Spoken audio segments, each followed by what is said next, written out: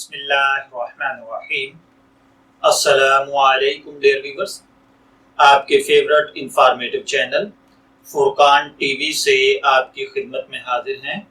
ہمارا آج کا ٹاپک ہے انڈا حلال ہے یا حرام اور اس کی دلیل۔ حضرت ابو ہریرہ رضی اللہ تعالی عنہ سے روایت ہے کہ رسول اللہ صلی اللہ علیہ وآلہ وسلم نے فرمایا، جب جمعے کا دن ہوتا ہے تو فرشتے مسجد کے دروازے پر کھڑے ہو جاتے ہیں اور شروع میں آنے والے کے نام یک کے بعد دیگرے لکھتے ہیں، اور اول وقت دوپہر میں آنے والے کی مثال اس شخص کی سی ہے جو اللہ تعالیٰ کے حضور میں اونٹ کی قربانی پیش کرتا ہے۔ پھر اس کے بعد دوم نمبر پر آنے والے کی مثال اس شخص کی سی ہے جو گائے پیش کرتا ہے۔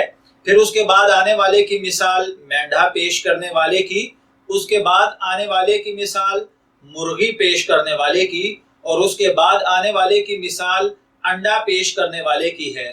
پھر جب امام خطبہ کے لیے منبر کی طرف جاتا ہے تو یہ فرشتے اپنے لکھنے کے دفتر لپیٹ لیتے ہیں اور خطبہ سننے شریک ہو جاتے ہیں۔